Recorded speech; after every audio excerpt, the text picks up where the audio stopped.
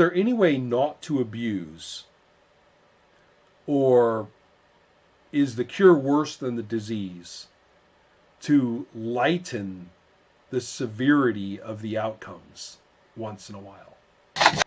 I would think the first step I would do would just be to rewrite the failure outcomes a little bit. Give you a bit more room to input some stuff into it, so it doesn't say this person rolled this and therefore this person has embarrassed themselves by how badly they did. Right. And just put that little bit of wiggle room as the first step to say you can still have 5 degrees of failing and make them distinct without, but just allow it to bring in the retroactively say, oh well, they failed.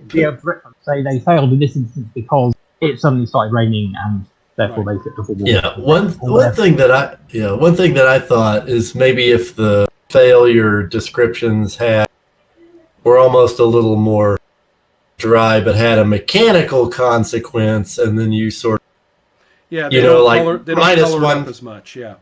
Right, minus one column shift to your next thing or whatever, and you sort of provide the color. Maybe that would be a deal. I don't know.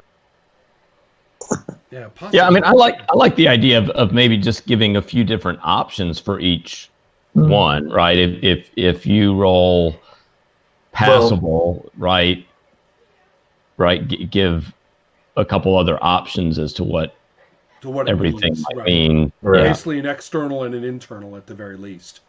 Right.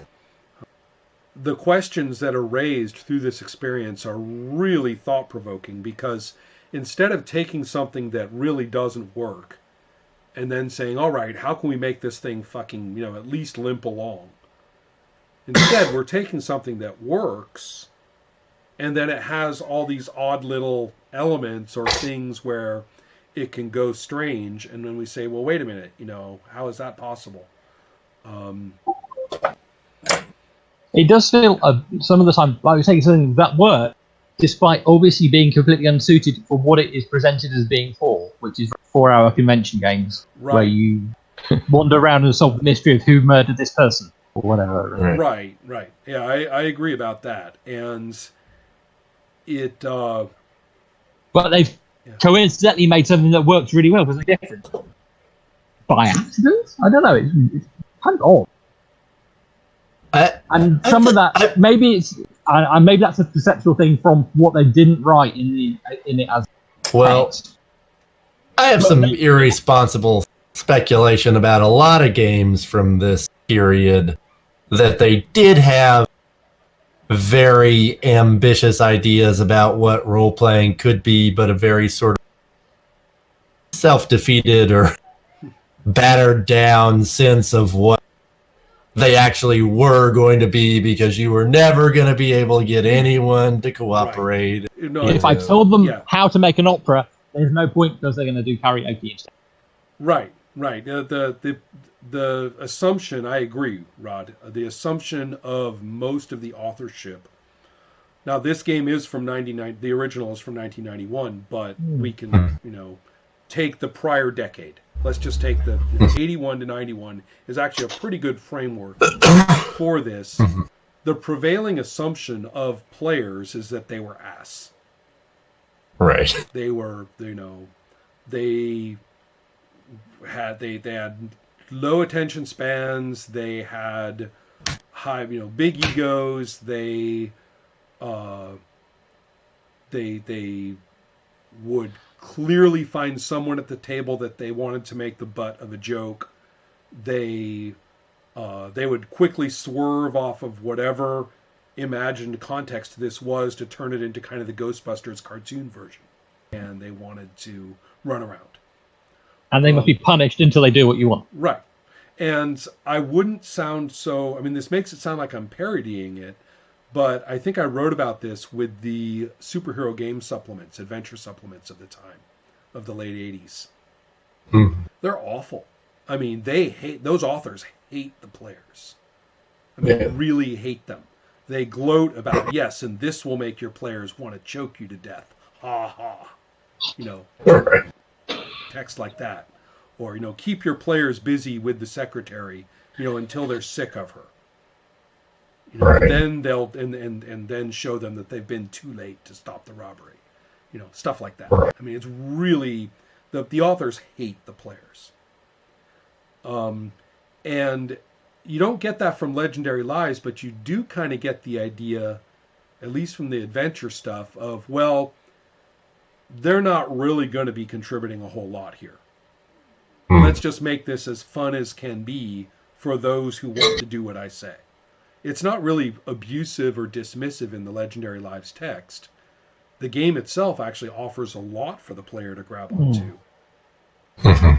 It just kind of assumes they won't bother, Right. and therefore Right. why would? Yeah. And therefore doesn't give you the tools to say that when they grab this do, money, what do you do? How do I keep up?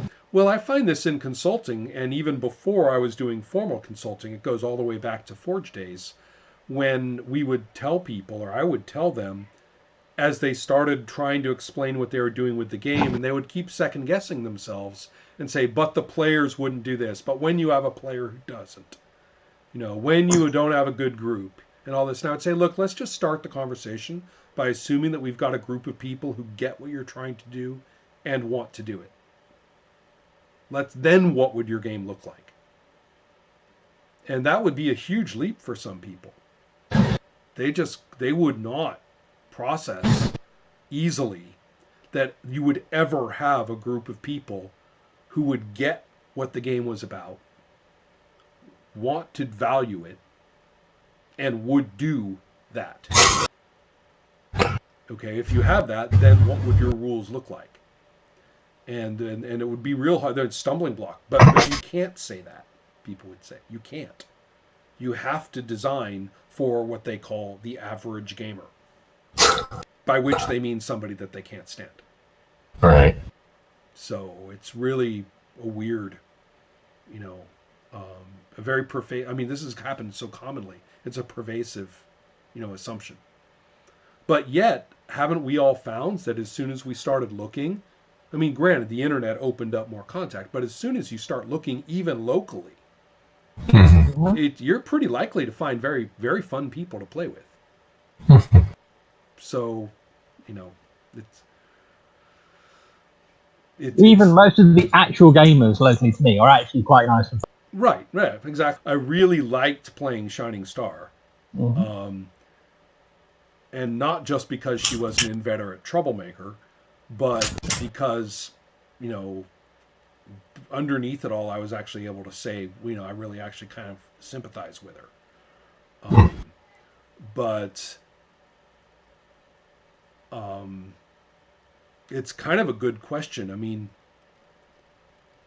do you just play this game so that you can enjoy your character's own hijinks, or do you get behind where the other characters are coming from? What if I had rolled that she valued money over all else rather than friendship? I mean, I rolled that she treasured she values friendship more than anything. Without that anchor, what is that character? Right? So would I have found an anchor in something else? And that is where the structure that we will send all these characters down to a dungeon to raid theft to get money at the far end, at least provides the structure that pulls those together and means you can have interactions and develop that, and at the time to keep these people. Because you have something to do in the meantime, you mean? Yeah. Right. I'm not saying it's a good solution. Maybe that's not something to dismiss. Maybe framing a situation in which something to freaking do. I would certainly, if I was doing this again, start off in a much more controlled, confined place, and not try and throw every bit of everyone's backstory into one location. Right. Because that was a move partly driven by, we could probably only pay us for 3 weeks. I want to at least have the option that they touch on all these things that are interesting. They've got really different goals. Let's at least give them the opportunity to pursue them. Right. Whereas I think it would have been more successful or more interesting to say, I don't know, you are here and I have stolen the plot of Yojimbo. What are these characters going to do with it? Instead of him, for example. I wouldn't be quite obvious, but... In the RuneQuest game that I'm playing right now, which admittedly was supposed to be kind of a hey, let's do a little bit of goblin killing and see what it's like to play in this real straightforward adventurer context. Play opened effectively with two characters confronted with ruins. And I said, these are the ruins you've been looking for. Right. Go. Only 2 people showed up. Okay, I brought 6 pre-generated characters. Pick 2, and we're going to say you guys got all separated from each other last night. You don't know where your friends are. The 2 of you have just found it, however. What do you do? And so it was real, there's not a whole lot of organic, oh, this is how we got here going on. Right. And the same thing goes with Champions Now, where I talk about the difference between what I called playing it hot and playing it cool. Playing it hot means the bad guys drop in through the skylight. Now. Mm-hmm. This is the day. This is the council meeting that they're planning on disrupting. And here they are. Deathclaw and BattleBot have just crashed in through the skylight. And Rod is drawing them even as we speak. Yes. Yeah. And then playing it cool is much more along the lines of, your character gets up in the morning, tell us a little bit about their morning routine. Okay, now that you've done your morning routine, just a day like any other day. Let's head out. Tell me what you're up to. That may be involving certain intelligence rolls or investigation rolls. Or if you're an unlucky character, let's roll your unluck and see what happens. But, we're playing it cool. We're just kind of rolling with what you do and whatever mechanics are called for and, seeing how your relationships develop. And we're going to let other rolls, if you find out something really important about what Deathclaw and BattleBot are up to, now what do? The fact that you made your detective work roll says that you're a little bit ahead of the game as far as their plans are concerned. If you'd failed the roll, you weren't. So we're just going to play it cool and see where you end up relative to all the other action. And we'll just keep rolling stuff as is needed for those, for those concerns. You may have to make your way across town on a mystically conjured beetle in order to get there.